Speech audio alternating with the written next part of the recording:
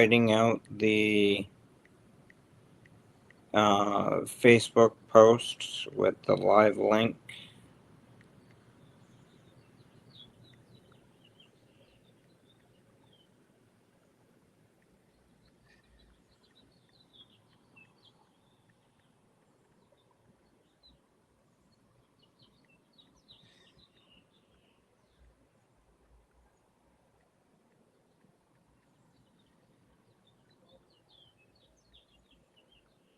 Okay.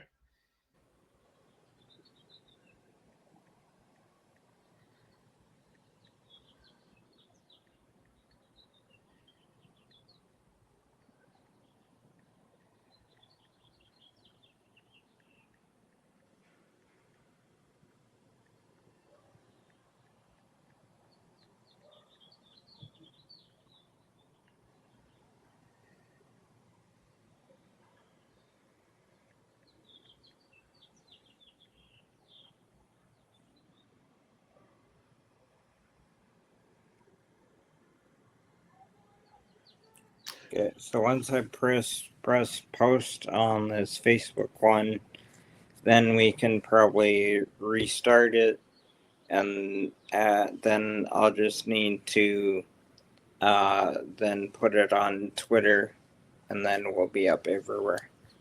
So once Okay. so are you ready? Yeah. Okay. So apologies for everybody that is watching after if there's this long delay.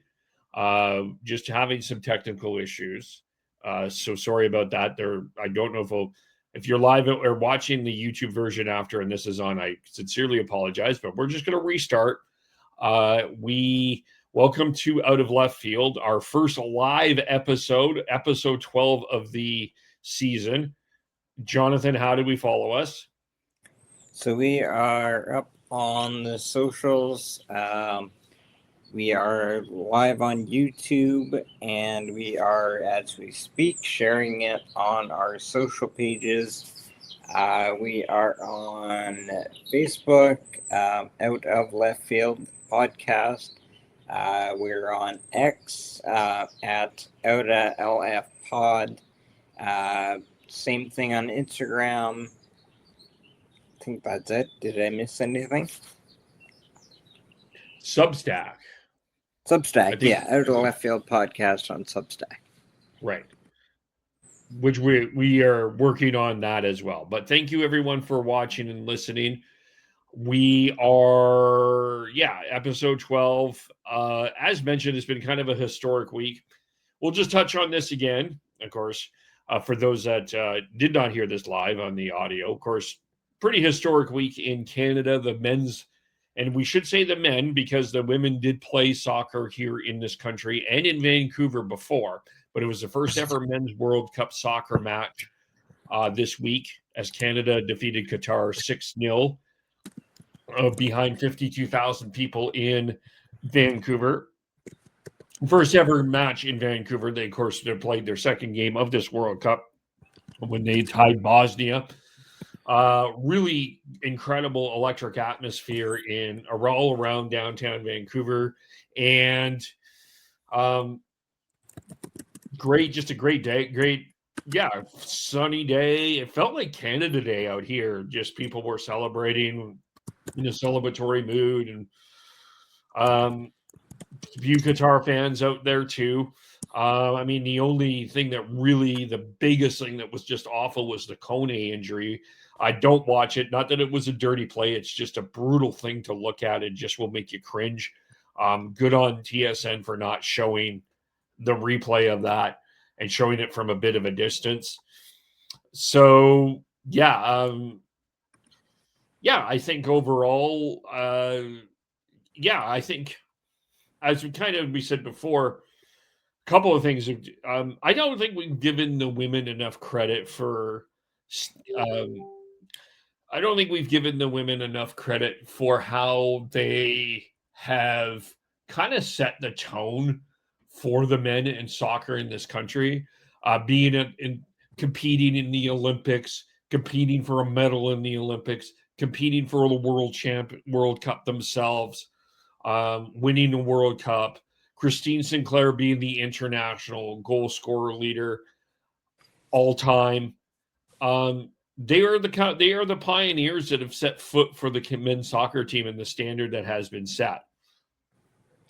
Yeah, absolutely. And the broadcasts have done a good job of making that distinction about that being the first men's World Cup win, and before that, the first men's World Cup result. You've seen Christine Sinclair at the games in this World Cup. So yeah, you're totally right about that. And on our first launch today, we talked a little bit about the similarities in the state of where Canadian soccer and baseball are, and how I feel like they're both kind of in similar stages where I think it's totally okay for Canadian soccer fans to celebrate a large win against Qatar. It's good to celebrate the first result, even against Bosnia, because we're on our way up, and we haven't done this before, so we can celebrate and get excited. Eventually, we're going to come up against a side that is flat out better than us, but that's okay because our side is on the rise, and the sport is on the rise in the country, and that's kind of how I feel about baseball too. It's like, I think it was 2006 when Canada beat the U.S. at the World Baseball Classic with a hugely outmanned roster. It kind of feels similar, not exactly the same, but kind of similar. So yeah, I mean, when Canada is in the World Baseball Classic, if us as baseball people are asking others to get on board with our sport, then it's only right that we hop on board and support soccer. Yep. I just think that the conversation in Canada is, and I say this as a person that hosts a hockey podcast called Shifts and Pucks, by the way. We talk and live in Vancouver. I think hockey is at times far too dominant of the conversation, and I do think we need to have other conversations, especially in the Vancouver market where it's all Canucks all the time, and it just gets exhausting with everybody's. It's time at times to have the subject change, and I think this is well needed in this country. But we do need to have a conversation about something that did happen quite historically here in this country, or an announcement had happened. And it was back actually in 2007, 2008, Jonathan, that the Toronto Blue Jays used to be on CBC. They used to be they were non every day. That was at the time, that was more kind of a TSN thing, but there was weekend games with Jim Houston calling those games on.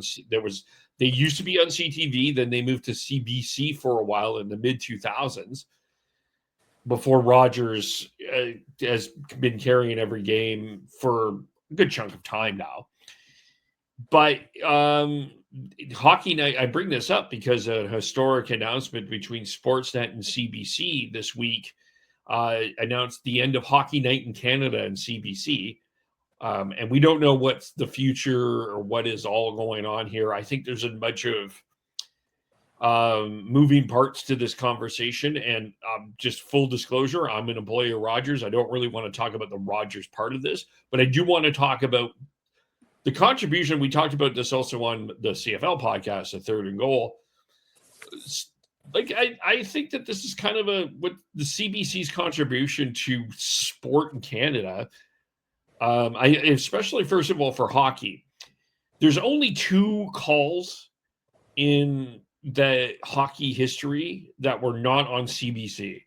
2 of the greatest calls: Sidney Crosby, the golden goal, which was Chris Cuthbert on CTV, TSN, and the World Juniors, back when Jordan Eberle's or one of Jordan Eberle's goals. Can you believe it?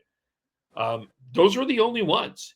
Everything else in terms of hockey, anyway, we have watched, and it has been presented on a CBC channel. Every Stanley Cup that has been raised, most of the NHL hockey moments have been for any Canadian team have been on CBC for the most part for the playoff moments. The Flames Stanley Cup was on CBC. All of the Oilers Stanley Cups were on CBC. The Canadian Stanley Cups were all on CBC.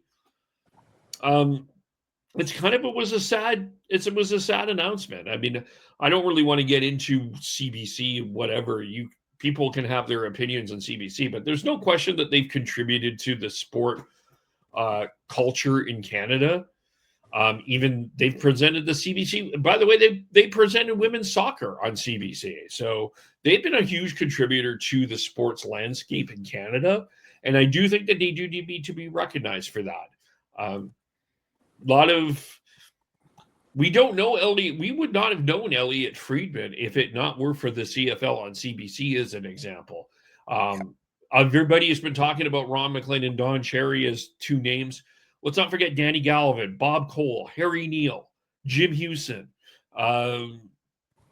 John Garrett, late rest in peace. A number of significant play-by-play voices of sport went through CBC. Don Whitman, let's not forget him. There was a time that the CFL and the CTV split the Grey Cup. One half was on CTV, the other half was on CBC. It's just like, I do think that this was a sad announcement, and I do think CBC deserves to be recognized for the contributions that they've done to sport.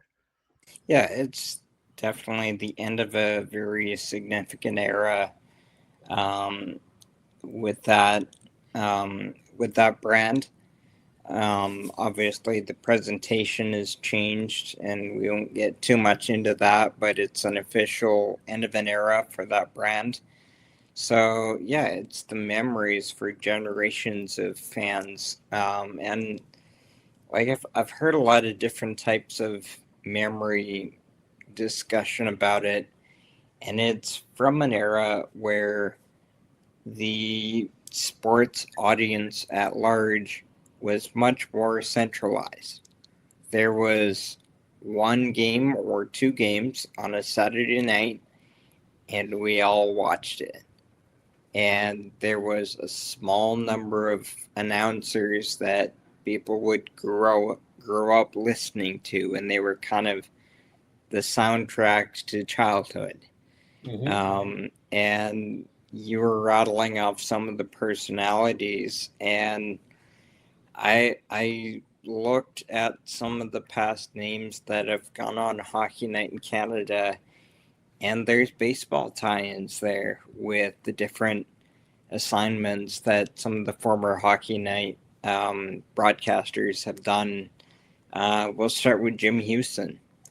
Obviously, an extremely accomplished hockey broadcaster, but he did Montreal Expos games from 1987 to 89, and then he was on the call when the Blue Jays won the American League East in 91, 92, and 93. So there's a crossover there for the hockey and baseball crowd. Jim Robson, you're a Vancouver guy. Jim Robson had some time on Hockey Night, and he also did Vancouver Mounties baseball games as well. A cool little note there about Robson. So yeah, it was kind of a sad, symbolic day, but a lot of good memories to look back on, and a few crossovers to baseball too. Yep, for sure. Anyway, let's get to the subject at hand, baseball, and because we just finished about an hour kind of fresh in our minds. So the Blue Jays were lost on Friday 16-2 to the Chicago Cubs. Miles Straw had to pitch the last 2 innings because, well, the bullpen again and kind of what they're dealing with. And it's 16-2. And then the Blue Jays were down 5-0 in the 5th inning here in this one. So they were being outscored 21-2 by the Cubs. And then the bats exploded here in the 7th and the 8th, and they kind of hung on with a bit of their bit. Louis Varland pitches the last 2 innings. Varland does have a throwing error, but they come away with the 8-6 win. So I guess kind of just coming out of this, where are we at with the Blue Jays right now? Yeah, that game, today's game, was on right before you and I logged on to set up here, and for half that game today, it felt like the Jays season was going down the tubes for real this time. They swept Boston. They played pretty sharp baseball in a 3-game sweep at Fenway Park. They're getting healthier, good pitching. It was feeling good. And then last night, the 16-2 meltdown with Miles Straw pitching instead of Tyler Heineman, because he would have been the guy if he were still on the roster. And then there was no response early on today, and thank God they got to the bullpen, because it felt like this could go, could be it felt anyway like this might be the end of it. Like, it's been the Blue Jays' entire season. 3-game sweep at the Red Sox. Hey, we're back in it. And then they get beat up. And it's like Kevin Gossman had a quote earlier about, we're 2 steps forward, 2 back, 3 forward, 3 back. And that's what they've been all year. And there's less excuses now with people getting healthy. It's interesting you talk about Varland, because that's one of my talking points today, as the bullpen has been completely abused in the first half of the year, and that was one of the disheartening things about the 16-2 first game on or yesterday in Chicago. Was Kevin Gossman just got ambushed and created that. I believe it was 6 innings for the bullpen and the 1 inning for Straw. The bullpen's getting abused. I think they have 5 of the top 12 appearance leaders for relievers in the American League are Blue Jays. So that's not sustainable. And they've already seen some regression from some of their relievers. So that's one of the most worrying things, is how beat up is this relief corps going to look when we get into August. Yeah, it's a fascinating it's fascinating the use of the bullpen. I'm just looking at yesterday's stats. So the only one that didn't allow a hit was Nance. There was the return of everybody's favorite pitcher in Toronto, Brendan Little. 2 hits, 4 runs, 3 walks, a strikeout, 11 walks in total for that entire game yesterday. Yeah, that was gross. And then today, for Saturday's game, the 8-6 win. I'll just look this up. By the way, it was Jeff Hoffman that gets credit for the win. Did you know that? Yeah, I guess that makes sense. Yeah. Uh, Corbin 3 walks, Estrada 2 walks, Hoffman a walk, Fluharty a walk. So they ended up walking 7 batters this game too. Uh, There was 2 errors, 2 defensive errors last night, and yeah. probably 4 or 5 that weren't official errors, but that's another theme, is that this team just is not fundamentally sound at all, and that was a calling card of what makes this team good when they're good is they every ball that should be an out is an out, and that's just not the case at all this year. Kind of the lead man for that is Jesus Sanchez. They brought him in spring training in a trade for Joey Loperfido, who was a good hitter but less of a contact bat, and I think they were scared of their lack of power this year, so they sacrificed defense for somebody they thought was going to be a power bat, and Sanchez has not hit for enough power or consistency, and he's an absolute zoo in the outfield. And he's not the only one. Ernie Clement hasn't had a good year defensively. This is stuff that is just not sustainable. Yeah, Sanchez isn't I'm just going to be polite. He's an adventure, I think. Like, uh, yeah, he's kind of tough to watch. But they did make, to their credit, they made a couple of really good defensive plays for the game on Saturday. Miles Straw makes a nice late 8 inning catch. They're down 8-6. The bases there was 2 on, I believe, and Hap hits it. Straw runs in and gets it. So they did make a good. They did make some really good defensive plays in this game Saturday, but Friday was just an absolute. That was gong show. Starters not going deep enough. Defense not good enough. This doesn't feel like a team that's going to be able to do much this year. I'll get to that in a second. Just while we're talking about the last couple of days, something that should be brought up, even though Kevin Gausman had his worst start in a long time yesterday, 2 innings, 7 runs, 7 hits, 4 walks, 3 strikeouts.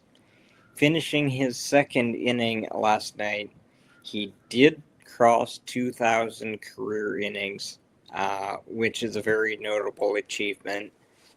This is a guy that has had to work to remake himself at different points in his career. There's been moments in his career where it looked like it might be over for him. He broke in with Baltimore. He's been in Cincinnati, San Francisco. Just trying to pull up his player card, but I thought that was that's something that should get mentioned for a guy that's put together a really good career. Yeah, 2,000 innings is pretty significant. Yeah. And it's those type of games that happen on Friday are going to happen to everybody. They don't happen often.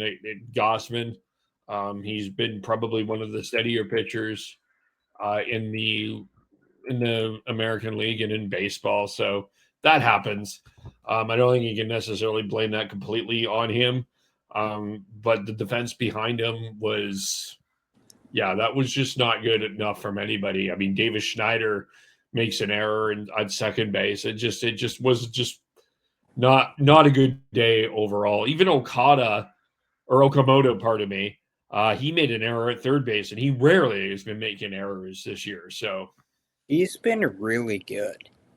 It was kind of tricky for him at the start of the year adjusting, but for the most part, he's been really good. But kind of in baseball, when things, when your pitchers are walking the world, and your defense is standing out there for a long time, getting flat-footed, and you're seeing other defenders commit errors. It kind of snowballs that way. Yeah. Yep. For sure. Something uh, probably a more fun note that I wanted to bat around a little bit. The Blue Jays are on this road trip to Boston and Chicago, Fenway and Wrigley Field. And that is probably, I think you would agree, those are the last two authentic,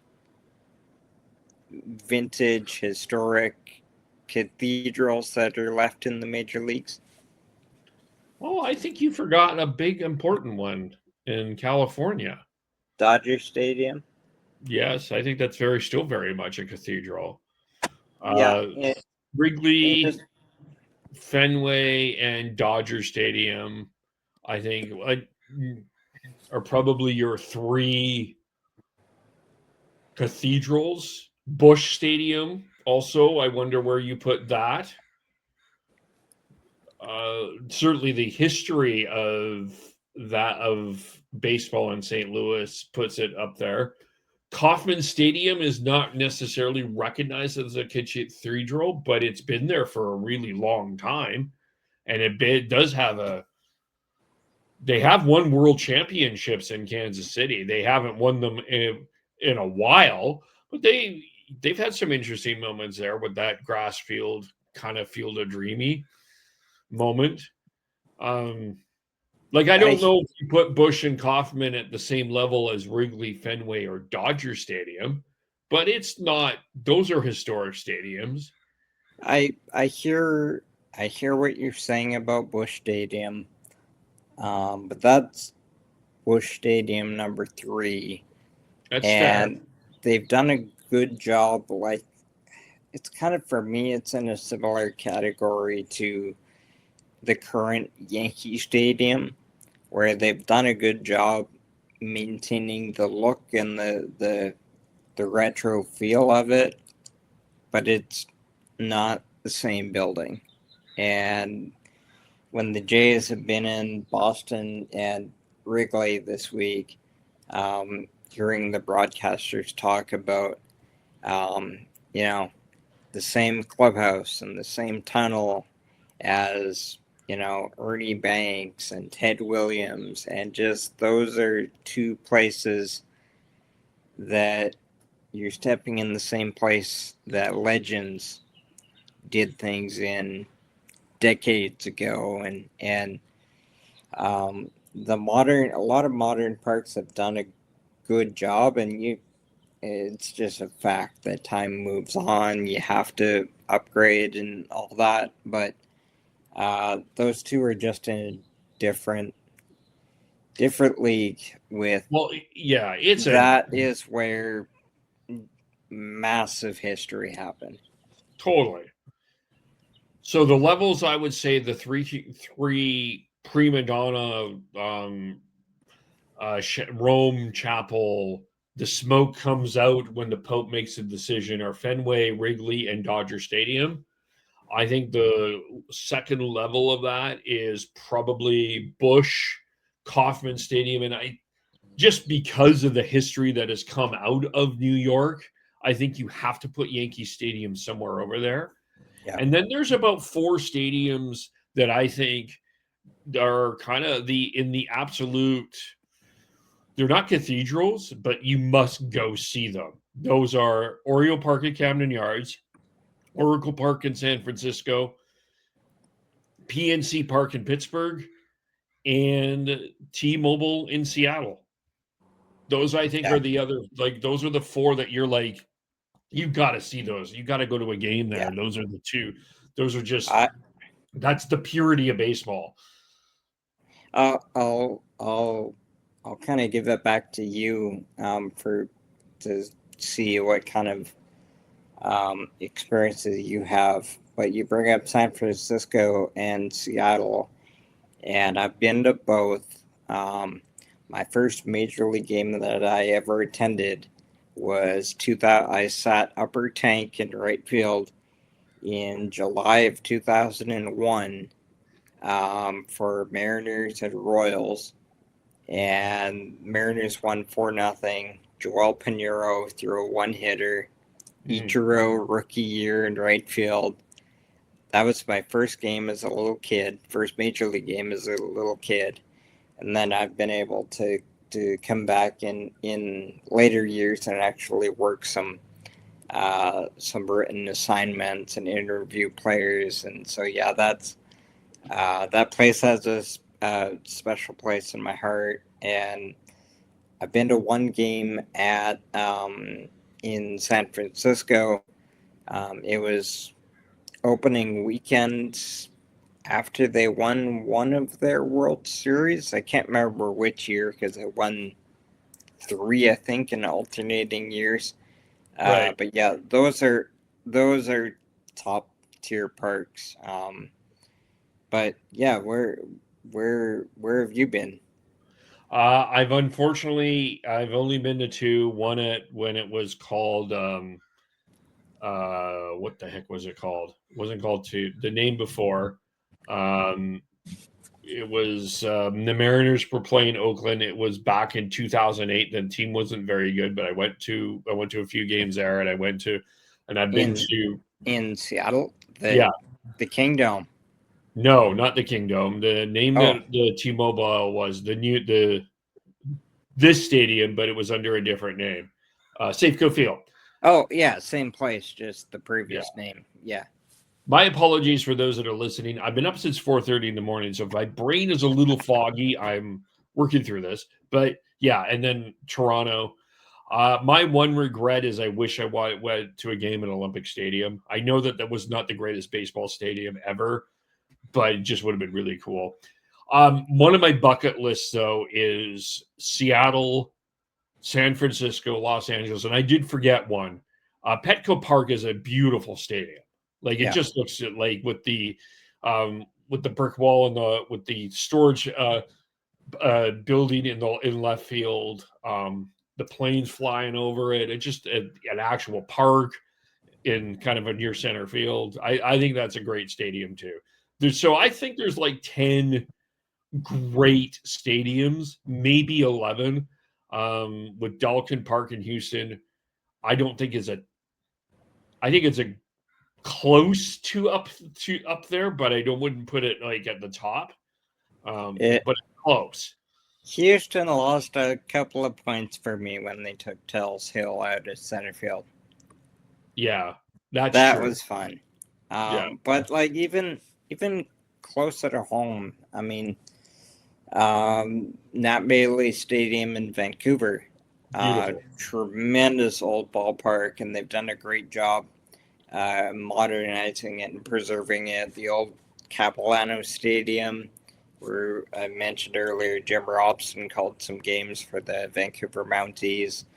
I grew up doing games at Athletic Park in Medicine Hat, Alberta, which we talked about last week. Used to be home to the Medicine Hat Blue Jays, and a bunch of future big league stars went through there.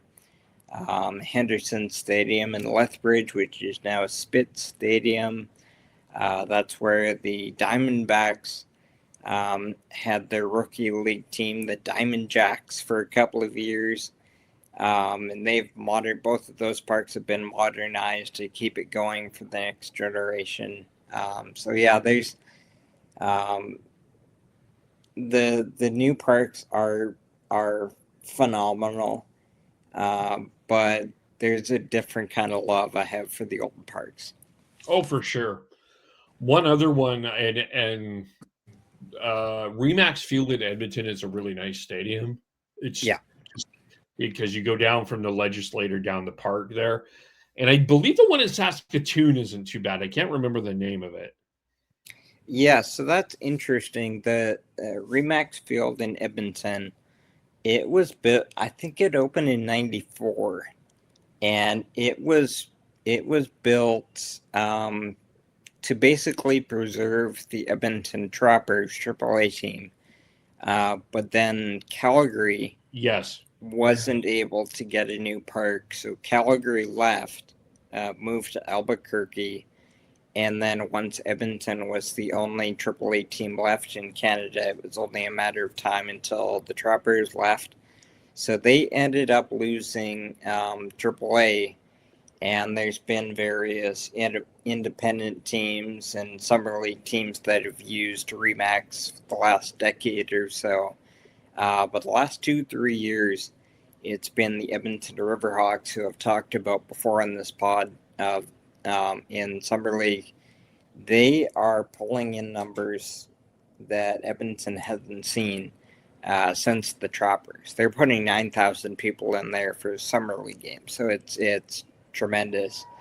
Um, and what's the other one you brought up? Oh, Saskatoon, yeah. Kieran's Field, yeah, we should give some love to the Saskatoon Berries in the Western Canadian Summer League. Um, some of the best branding in Yes. Summer League or Minor League Baseball, the Saskatoon Berries with their deep purple uniforms. That park was actually renovated a fair bit before they ever knew they had a team.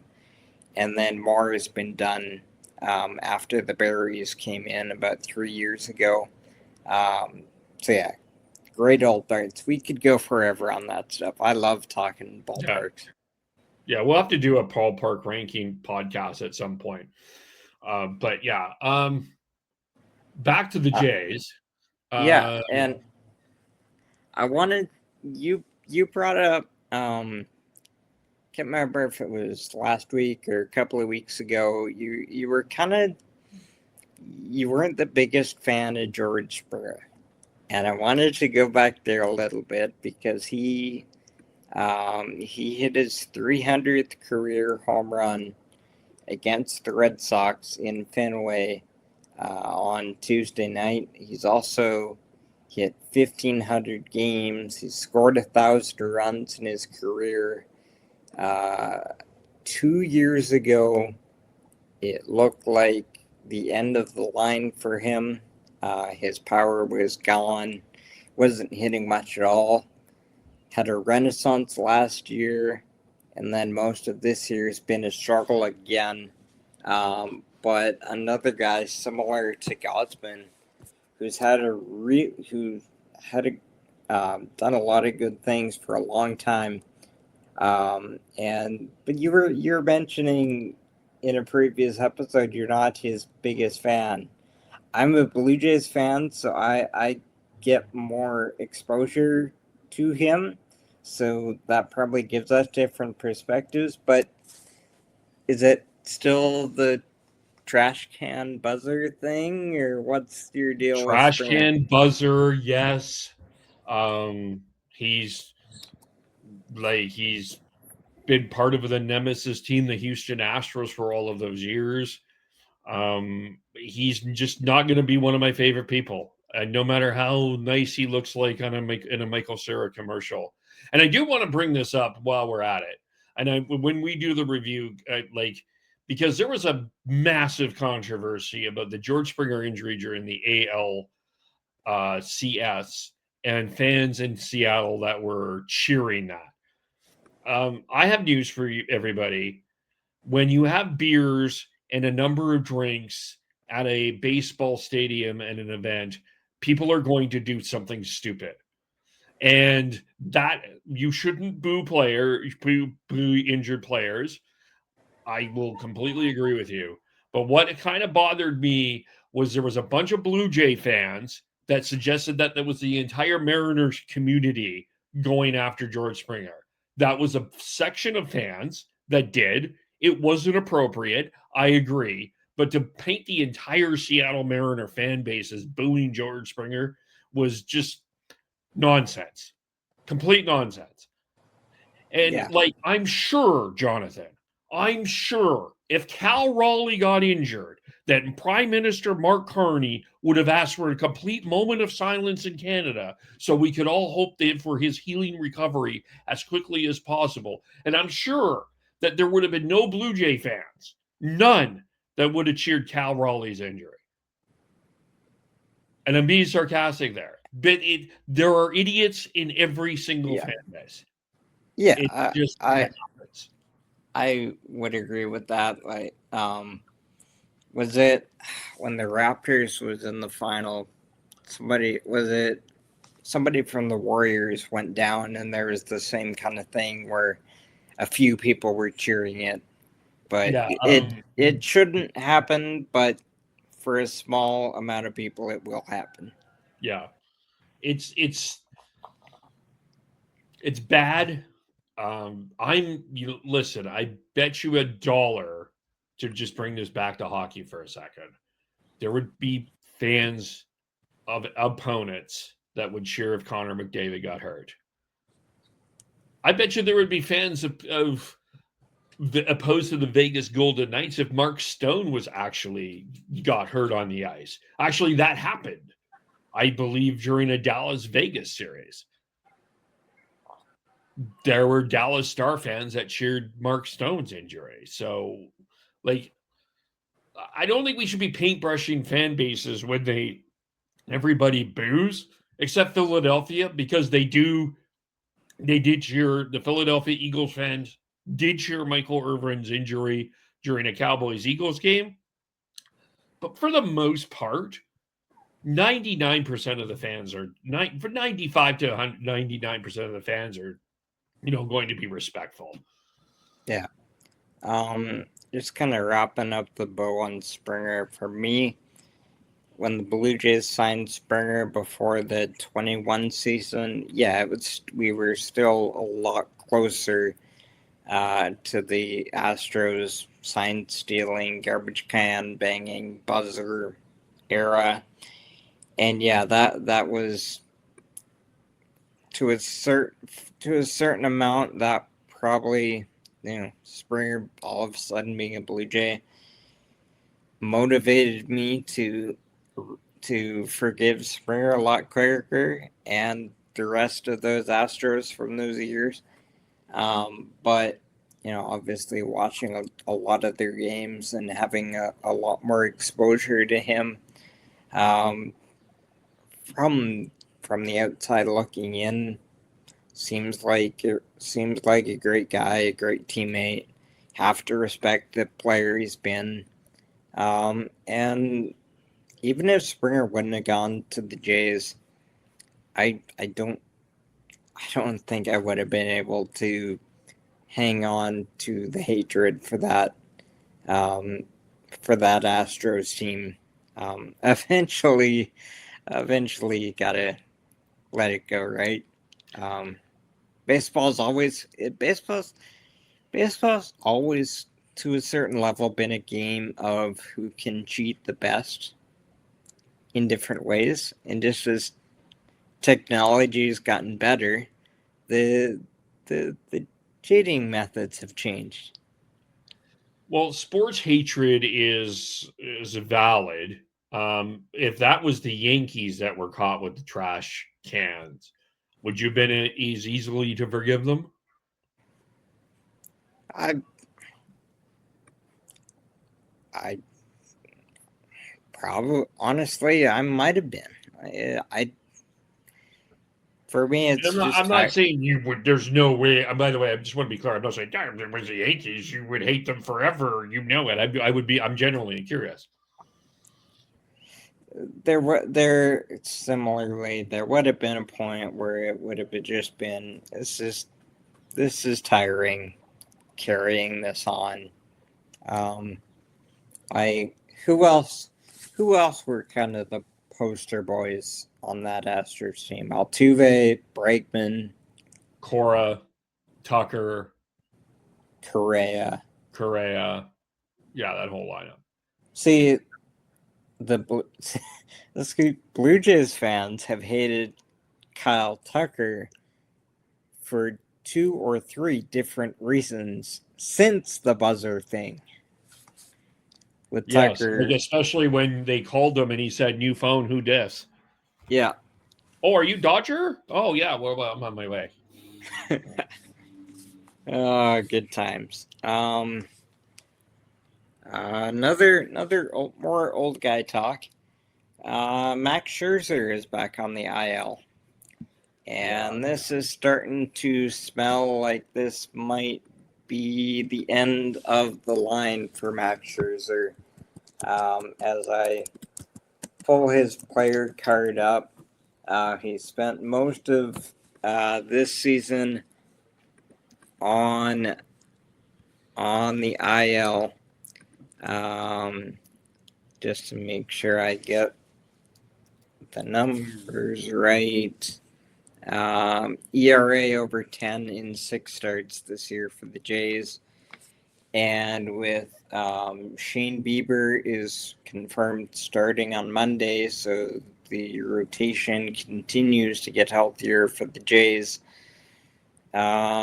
He just doesn't look he doesn't look like he has it anymore, and there's less of a desperate need on the Jays' part.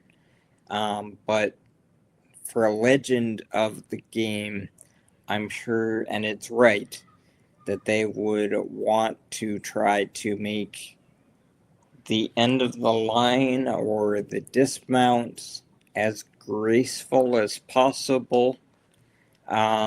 So I've seen people theorizing that they might phantom IL him for the rest of the year and let him hang around and be a dugout and clubhouse influence. I'm not sure how feasible that is, but yeah, I don't see much of a future here for Max Scherzer, and in a way, it's a shame. The great moments he had last year, um, he was, he had a great chapter with the Jays, and for it to fizzle out this way is kind of disappointing. But on the other hand, the Jays signed him back before any of us knew the Jays were going to be good. And I had a Jays fan friend, when they signed him, who was just fantasizing about, hey, what if we get a Max Scherzer start with the lid open in July? Like, what if we see him in Toronto one time and it's gone way better than that? So I don't know. What do you think could happen the rest of the way for Scherzer?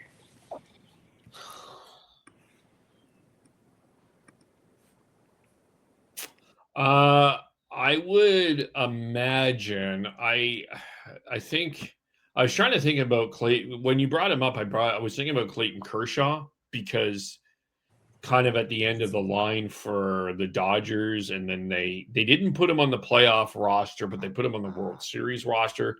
But they gave him that one final hello or that final goodbye. Um, I think it's going to depend a lot on where the Blue Jays end up because I look back on his career. He's played in Arizona. He started in Arizona, Detroit, Washington, Dodgers, Mets, Texas. There's nowhere really where like any of these teams, none of these teams. Well, maybe Arizona. It might be a playoff contender. I don't think he's got that moment in him. Um, I don't know. I guess I think this is going to be up to Max. I think ultimately, I think they're going to let Max make the decision of what he wants to do. Now, you could trade him if you're not in the playoffs. Could he be a relief pitcher or somebody for a playoff contending team? He's done bullpen work before in the playoffs. Um, if you're not relying on him, but you can put him on a playoff roster and get some, and put him in spots where you think that he could. Um, I wouldn't be surprised if a team like just as an example, I'll go insane here. I don't mean to anger you, but this is the type of guy that I wonder if the Yankees would kind of sneak up and say, he doesn't have to do everything, but if we get one or two key outs from him, we're okay. Yeah, That's what I wonder. I wonder if a team does that with Max Scherzer. I don't know if he has enough left in Like, him to. Sorry. he probably doesn't have enough to do two or three innings in a row, but could he get three batters out when you need him in a playoff? He shows he's done it before. I don't know if he has enough left in him to get to October. Is he gonna last until October? I don't Well, know. if you're Phantom ILing him, you got what? So you got 6 weeks or so till the trade deadline. Depends on where he is at, right? So you rest the arm enough.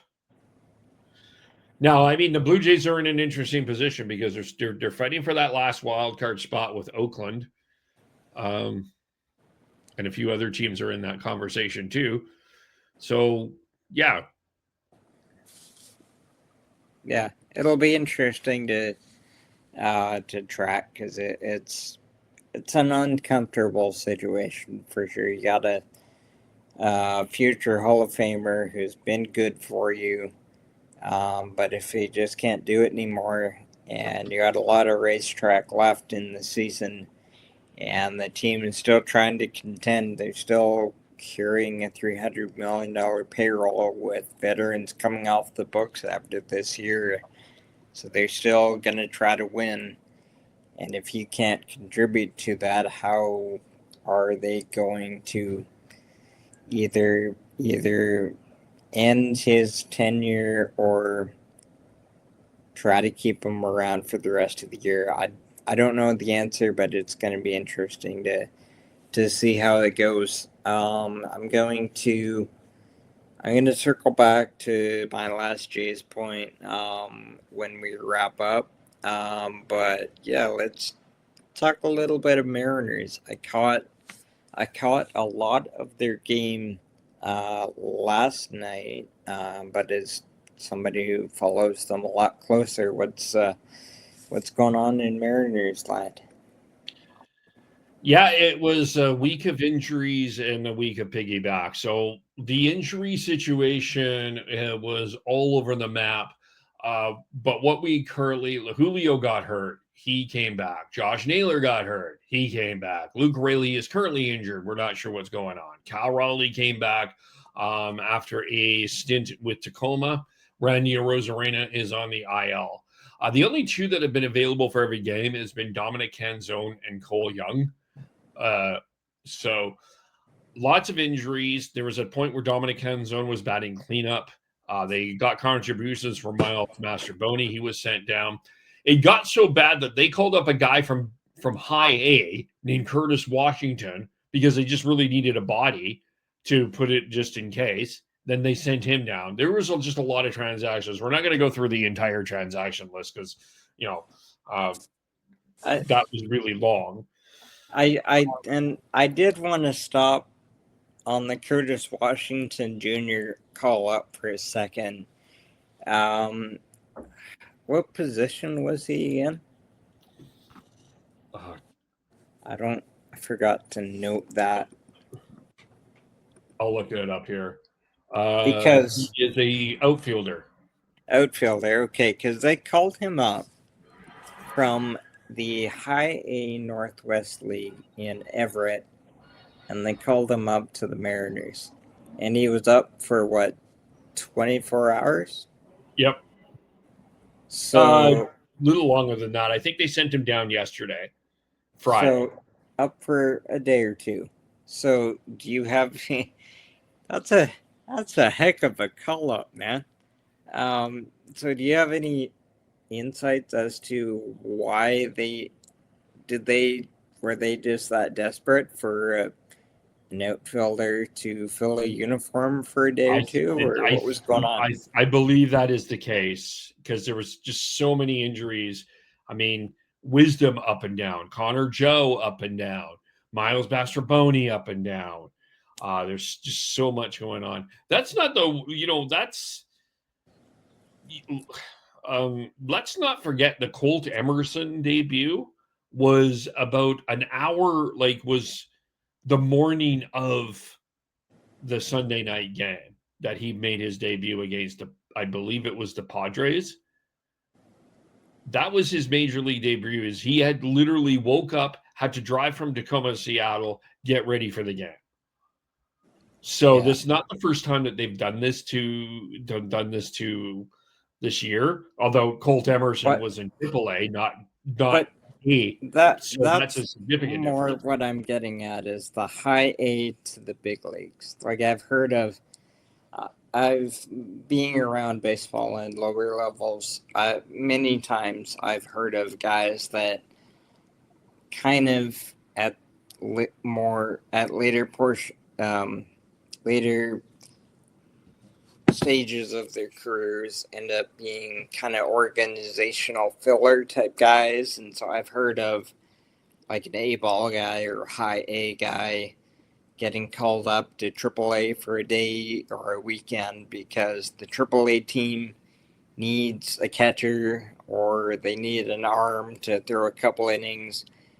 But you rarely hear about someone from the low minors getting the call up to the big leagues. Just kind of getting in his head for a minute. Like, what do you think that's like for a high A guy to get the call to the bigs? I imagine it's as stressful as heck.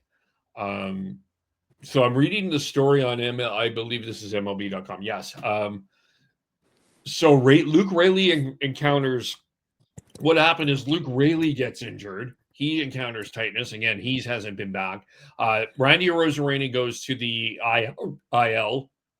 And then, so that's basically, they had him and nobody else. So after Aqua Sox batting practice, which, by the way, that wrapped up at 5, he was gearing up to play for Everett.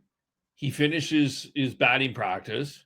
He's hanging out with people. He's learning magic tricks. He get called into the office, and he's told, "You're off to Seattle tonight." That's crazy. That is crazy. It is crazy. Yeah, it's crazy because it's just because you're right. You don't see this. And I gotta kind of apologize that I didn't really look at this with this much significance because there was so much other stuff going on. But yeah, he's on his way. I don't believe he got into the lineup, but yeah, that's a pretty cool story that you get to tell. And then you also got Brendan Donovan working his way back into the lineup. So that is. I remembered as you were talking about that story, I remembered in 2018, the Blue Jays selected pitcher Elvis Luciano from the Royals organization in the Rule 5 draft. And in the Rule 5 draft, you have to keep the player on your major league roster for the entire next season or offer him back.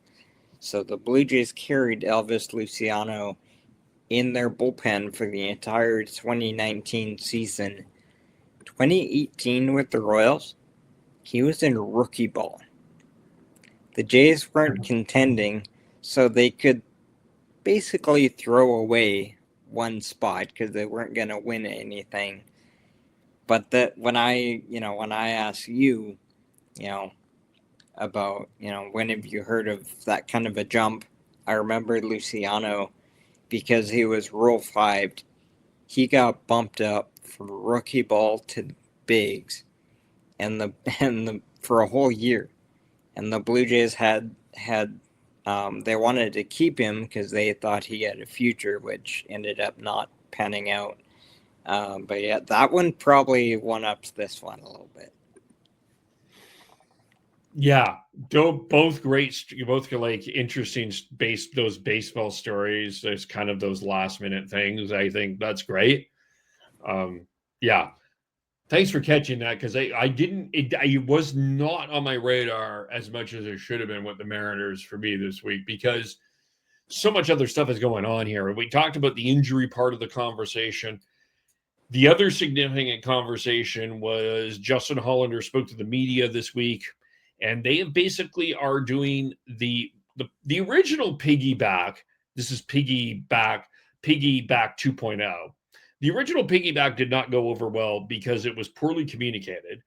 So they kind of discussed it with all of the pitchers, and the pitchers have all agreed to do this. So basically, in a nutshell, what the piggyback is going to look like is one pitcher is going to get 5 innings, one pitcher is scheduled to get 4. So, as an example of the game that you watched on Friday night, Bryce Miller was pitching for 5. Luis Castillo comes in for 4. Now, here's the problem: Bryce Miller, and this is not the first time this happened to poor Bryce, because it happened in another piggyback situation. He's dealing. Castillo comes in. He loses the game. Now, they lose this one by 4 runs. The other one they lost by 1 run. And just one of those days for Castillo. Nothing was hit hard, but there was enough contact that it caused a problem. Like kind of a bit more, if you were to be completely honest, it was more of a defensive breakdown game than it was a Castillo poorly pitched game. But the problem is Castillo is not Castillo's production this year is frustrating a lot of fans. And another day he's allowed more than he's struggled all year. He continues to struggle. He's the guy that should be the obvious guy that goes into the bullpen considering the starts for a lot of fans. You got Logan Gilbert who is getting there. Bryce Miller, Brian Wu seem to be your top 3. And then you've got Kirby, who is inconsistent. Castillo, who's been consistently inconsistent and has really struggled this year. And then Bryce Miller has kind of been dealing since he's been back. Here's the other problem is Munoz has struggled and is injured. Matt Brash is not back yet. So now your bullpen is down. So this piggyback situation has the one of two things are going to happen here. Either this is going to be one of the most brilliant moves in baseball history, or it's going to be an unmitigated disaster. I don't know how it's going to be in the middle. I don't mean to be too extreme on that, but the best thing that this will do is it rests your bullpen. The worst thing that it does is it completely throws off your starting pitching staff, which is the backbone of your team. I watched a lot of the game on Friday or last night with Miller starting and then Castillo coming in, and Miller was great for 5 innings, and then as per I guess was the plan, they go to Castillo, and I kind of agree with what you saw is he wasn't giving up a ton of extra base. They weren't crushing him, but he wasn't missing any bats. He was getting to 2 strikes and not putting anybody away, and they were able to make contact. Just get hits. I remember the younger Luis Castillo with, was it the Twins, who had devastating swing and miss stuff, and it doesn't look like he has that anymore. But where you have Bryce Miller, who threw great, and I don't know if he's been throwing like that. But yes, he has been. He's been really good. His count his count wasn't very high, and then they go to the veteran, who there is there some veteran status at play there with him getting his innings in because he's the veteran guy, and I can't imagine Bryce Miller is very happy. Is kind of what I got from it. Is he was rolling, and the diminished veteran comes in just cause and doesn't have it and loses the game for him. It is partly that veteran presence that Castillo is presenting. They're trying to find a place for him. But his average exit velo right now is 90.4. Hard hit percentage, and this is according to the Baseball Savant, is 44%. He's got a 4.59 ERA. Again, last night, you're right, he wasn't bashed, but he's making his defense work. Yeah, you The can't put anybody away, and they everything's don't put have. I don't know what the. Yeah, and that's you can't. I mean, you would like to get strikeouts, and ultimately the Mariners. Look, here's the other side of this argument, though. Before we completely throw Luis Castillo under the bus, which is the easiest thing to do, but they had the bases loaded, and J.P. Crawford came to the plate, and they came out of that inning with no runs. That's true. You still have to produce, quite honestly, I with all due respect to the Red Sox, that was a winnable game for them. They didn't hit well that game. They did not hit well. I mean, Ranger Suarez was dealing with a no-hitter guys going into the late inning, 6th or 7th inning before they got to him, or one hit, I think, or only Cal Raleigh was got on base and before the 7th. So I believe it was a no-hitter. So your offense still needs to contribute. And look, I think that I think it's the two things can be true here. I think Castillo is struggling, but the Mariners again have to find a way to hit. But I don't think that they know what to do yet. And here's the other dilemma that's about to come into play here. Cade Anderson is dominating Double-A, historically dominating Double-A, and he's ready to come up. And I think that they're going to put him in the bullpen and Cade Anderson. So now this is another spot. He's not in the Scherzer. Castillo's not in the Scherzer. He's completely done. I don't think you're not going to trade Castillo. It's just, I think that they're trying to deal with this as best as they can. I think they're very fortunate that they're in a very terrible AL West where the team behind them is allowing 23 runs one game, 12 runs another game. And they're kind of lucky that way that they can play around with this philosophy. Is it sustainable? No. Is there another solution? No, not right now. That's the thing. I think everybody's trying to do the best that everybody can here. Yeah. And that's not the only player that's causing a bit of an anchor here. Rob Refsnyder has not worked out for the Mariners. He was supposed to be the right hand bat that was a help this lineup. I wouldn't be surprised if his 137, 3 homers and 9 RBIs is released before the All-Star break. He's just not been good enough. They're getting Brendan Donovan as close to coming back. You've got JP, you got to find a place for Brendan Donovan. You're not taking Cole Emerson out of the lineup. You're not taking Cole Young out of the lineup.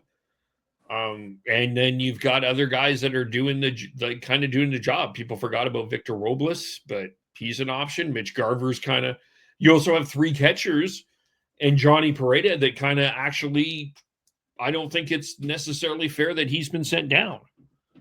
I think he hasn't. I think he might be the better right-hander bat than Rob Refsnyder. So the Mariners are kind of in this position where they've got a lot of decisions to make. I don't want to say they have too many good players, but they've got too many options right now. Right. And I think that for Mariner fans, I think a lot of people feel that Dan Wilson overthinks, and like just the whole lefty righty situation, pitching situation. I think he's trying to do the best he can with what he's been given. But at some point, they got to make some decisions going forward with this team. Yeah. Like, you cannot go, I don't think they can go on like this longer than the All-Star break. There has to be some decisions. Right. And maybe in future episodes, we'll get into Dan Wilson and Schneider a little bit, because something you said there about Wilson is kind of true of Schneider too, I think, where and it happened early this week, where John Schneider's pinch hitting decisions were coming under fire, and probably rightly so. But for the Jays anyway, in my opinion, the team just needs to execute more. Schneider's tactical decisions, who to hit, where to hit them, have been under fire, but the team is not performing up to anywhere close to where they can. If they're halfway closer to where their performance should be, these situations never come up. And so, to a certain extent, a manager needs his players to do what they can do. Because if they're consistently not, then it leads the manager to need to think like he needs to overmanage, and that's when the spotlight gets hotter on the manager. One of the smarter baseball people I listen to is Mariner insider Shannon Dreyer, and she said something really interesting this week, where it was essentially, yes, of course, these manager decisions look bad. They're not hitting. Yeah. And that probably assumed that that's the same thing with John Schneider. When they're not executing what's supposed to happen, of course it looks bad. Like, tactically, it may make sense in their mind, but you still got the player that has to execute the. Exactly. Yeah. I kind of feel with Dan Wilson anyway, I feel like a lot of people are a bit too critical of him.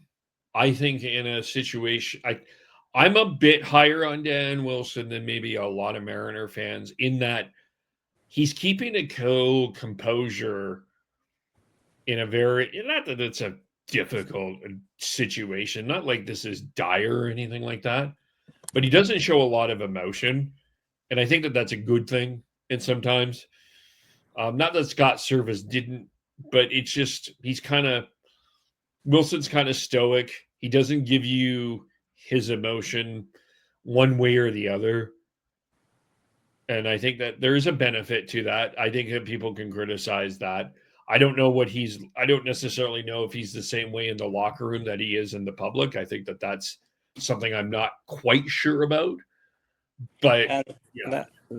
I think that's a consistent factor that a lot of fans don't realize, is like similar thing has been a talking point with Schneider about him being relentlessly positive in his media and saying the same things, and the world can be falling around him seemingly, but he's always positive, and there's some fans that want him just to raise hell in the media and just put everyone on blast. And one thing is, you can only play that card so often. But the other thing is, the biggest thing is, what he says and does in the room is completely different to what the media is going to see, and that's good, and that's intentional. So, yeah, we don't. In either case, we don't really know what they're like to their team when nobody's around. When Schneider was the manager of the Vancouver Canadians a few years ago, I've known some people who covered him at that point, and apparently he is John Schneider is capable of intensity. He just doesn't let it show that much in the media, which is okay. I think fans just sometimes they want to see it too. Um, but I think there is more heat happening. We just don't see it. Yeah, and let's not forget it's not only the manager, it's a staff. You got a pitching staff, you've got for example, one of the guys that's getting a lot of credit right now in Seattle is the infielder coach Perry Hill. He's a guy that is really becoming. I would not be surprised if we hear his name and manager names going in future managers going forward in interviews. Eric Young is another guy that gets a lot of credit here. He's the first base coach.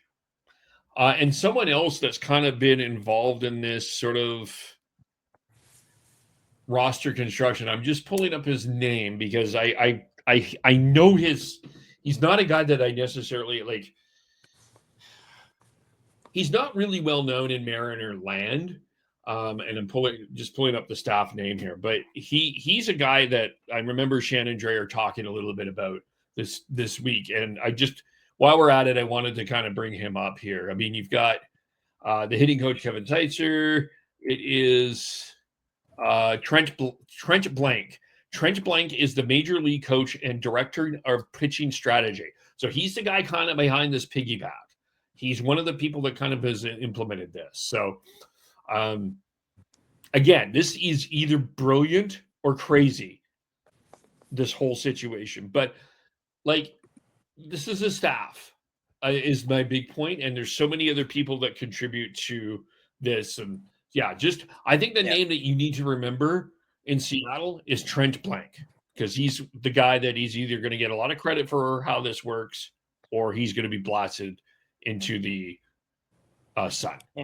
Interesting. Yeah. Okay. So we've covered the Mariners. We've covered the Blue Jays. We had a few MLB topics. Let's kind of just focus on one, and we'll kind of, because just in the interest of time, because we're at an hour and a half. Well, other than the other 20 minutes, we're close to an hour and a half. Let's talk about the home run derby, going back to the swings instead of the clock. Kind of liked the clock. I don't, but I think this. Yeah, I don't really have an opinion one way or the other about this. I liked the clock. I didn't hate it. I think that the way that they're doing the swings, though, is kind of interesting in that for like the final one, you hit until you for the third round, you hit home runs until you don't get one. So if you hit like 10 in a row and then one is done, then you're finished. If you missed your first one, you're done. Yeah. I think that's interesting. That will be the interesting concept on that one. Yeah, that's an interesting recall. I personally hated the home run derby clock with a passion. It was horrible. The TV viewer couldn't see what was going on because balls were being put in play before the previous balls had landed, and they theoretically had a rule that the pitcher had to wait until the previous ball had landed, but that didn't happen. It was sensory overload, there was no way to see everything. There was no way to appreciate it. The home run derby is supposed to be a spectacle, and it took away from it. Going too fast took away from it. Um, Going back to swings for me is going to be huge to return it back to something that viewers can appreciate and really take it in. I think it's going to become much more viewer friendly now, and I think you're going to see better performances now because the clock just grinded hitters into the ground, taking that many swings in that short of a period. So you're going to see fresher hitters deeper into their rounds too. So you're going to see more home runs. Um, so yeah, for me, it's great news that they're going back to swings. But honestly, man, I after the I couldn't tell you the last time I made a point to watch one. There's been times where I'm flipping through and it's on. So I'll stumble across it, but I don't remember the last time I made a plan to watch the home run derby or the All-Star game, to be honest with you. Yeah, it's a good mental break from baseball. It's for the kids. Yeah, We sound old. It's for the sponsors. It's all of that. yeah, No, yeah. Um, I mean, just the one other thing I would say is when you have family members throwing baseballs to family members, they're going to find an edge to get you, try to get ahead. So if it yeah, was ever just one pitcher pitching to all of everybody, I think that would have been a fairer way to do the home run derby, but adding the family element, which is completely within the right, and I think an important story. yeah. Um, yeah, that's why. All Uh, right, let's go to I, Canada. yeah. Um, so just a couple things here. We had a unique debut, major league debut for Trey Cruz of the Tigers, and he went to high school in Texas, but he was born in Toronto when his dad, Jose Cruz Jr., was playing for the Blue Jays, and Trey Cruz makes the Cruz family the fifth three-generation major league family. Trey debuted for the Tigers a couple of days ago. I'm not finding it right now, but yeah, kind of unique that the Cruz family is the fifth three-generation major league family, and Blue Jays fans will remember Jose Cruz Jr. from the late '90s teams. Yes. Um, and I guess yeah, we need to mention that today the Canadian Baseball Hall of Fame is inducting their 26 class. Some notable names on there. Devon White, iconic center fielder from the Blue Jays. Um, Stubby Clapp, Kate Soda from the women's national team. Bill Stoneman, a former Expos pitcher and executive. Paul Runge, who is a retired major league umpire. And receiving the Jack Greeny Award is Hazel May of Sportsnet, who's covered the Blue Jays for a long time, still does, and she had a tenure covering the Red Sox as well. So I wanted to give a tip of the cap to all the inductees of the Canadian Baseball Hall of Fame. And also a little bit of Canadian content at the College World Series going on right now. The NCAA D1 College World Series. Tyrus Hall of Victoria and the Victoria Eagles. He's at the World Series right now with West Virginia. Mateo Pare from LaSalle, Ontario. He's a pitcher with Troy University. Dayton LeChance from Sherbrooke, Quebec, is a catcher with Oklahoma. And Blue Jays fans will remember Troy Tulowitzki. He is a hitting and infield coach with the University of Texas. All of them are in Omaha right now. Very cool event. Never been myself. That's a bucket list thing for kind of a college baseball nerd, is to get to Omaha for the College World Series. Yes. Can I add one more thing to the Canadian story? It's not. Yep. It is baseball. We should talk about the women's national team, softball national team. They are at 3-0 in Prague. They beat Chinese Taipei, pardon me, to earn a spot in the Olympic softball qualifying tournament. So our friend Peter Labardius has been calling some of their games. You can watch those games on DAZN if you haven't. I know DAZN has been part of the media vernacular conversation the last couple of weeks with the CFL. But yeah, I wanted to give them a shout out as well, as they're playing in Prague. So we should wish them some luck too. For sure. Yeah. Anything else we need to talk about? No, just look ahead for the Blue Jays. For me, they have one more game at Wrigley tomorrow. And then they have a season-long 10-game homestand starting on Monday when Shane Bieber comes back. They have 3 against the Astros, 4 against the Rangers, and 3 against the Mets. 3 teams under 500, 10 straight games at home. For me, this homestand is going to tell you if the Blue Jays have a chance of doing anything or not.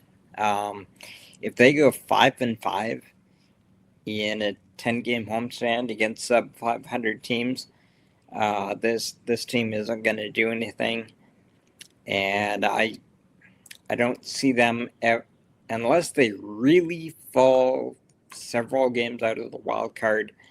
I don't see them selling, because I don't think they're going to drop that far back to the wild card. But if they don't show signs of being a serious threat through this homestand, I don't think they'll be an aggressive buyer at the deadline. It'll probably just be bit pieces to get them through. But I'm looking for a 7-3 or 8-2 on this homestand. Just take care of business. Give the upstairs people a reason to believe that this team is worth adding on to, because you have the last year of Kevin Gausman's contract, the last year of Springer, the last year of Dalton Varsho. If the Blue Jays can show their brass that there still is hope for this thing to come together, because the rest of the league has let them hang around, then they could add on to it significantly at the deadline. So yeah, what I'm looking for the next 10 days is this homestand. See what this homestand next 10 days is going to show us what they're going to be. For the Mariners, they've got of course, they're wrapping up against the Red Sox. But then they go on the road for a fascinating road trip. I'm really interested in this series against the Pittsburgh Pirates. You got Paul Skeene, Connor Griffin. I'm just really interested in watching this team a little closer than I have been. Then you got the Guardians. Then they're home to the Angels. And then the 4th of July, Jonathan, the Toronto Blue Jays and the Seattle Mariners make their first face for the first time since the American League Championship Series. That is gonna be incredible. Yeah. The Blue Jays I in assure Seattle on. you, or I hope to assure you, that the Canadian invasion, I don't think is going to be as significantly allowed as it has been in the past. I've been to the Blue Jays in Seattle before when there's probably about 20,000 Blue Jays fans there, and I have a lot of friends in Seattle, and they tell me about people, Mariners fans, who stay away from that series because they're angry at the Canadians for hijacking their ballpark on the for a weekend. Yeah. Um, They, that's in regular conditions. 4th of July. Like you're right. It's probably not going to be as significant a Blue Jays takeover because that's already a significant date for Mariners fans to get there. But I want to see it. Yeah, oh yeah, I think I this is going to like be absolutely I fascinating. like I like seeing fun stuff. I just wanted to see what that looks like. Yeah. And yeah, similar thing. Actually, need to get this in when I was talking about the Blue Jays. Couple of days before that, they have Bo Bichette with the Mets in Yes. Toronto on Canada Day, and there's been debate about the kind of reception that Bichette will get from the Blue Jays fans, and I don't anticipate his reception being anything short of 100% positive. There's no reason in my mind to give him anything less than a hero's welcome, regardless of him signing somewhere else, which was his right. He was a Blue Jays homegrown star who, was part of getting them to the first World Series since '93. Hit what would have, should have, could have been an iconic home run in Game 7 against the Dodgers. So yeah, looking forward to that too. So it's going to be a fun few days for the Jays to start off July. Yes, will be. All right, let's leave it there. How do we follow us again? Yeah, so Substack Out the Left Field podcast. Our episodes live on YouTube and Spreaker. We are on X at Outa LF Pod, OUTTALF Pod. Facebook, Out of Left Field, and Instagram is the same as the X. I think I covered it. All right. Thank you, everyone, for watching. Thank you for listening. Thank you, everyone, for their patience. We will talk to you all very soon. Bye for now. And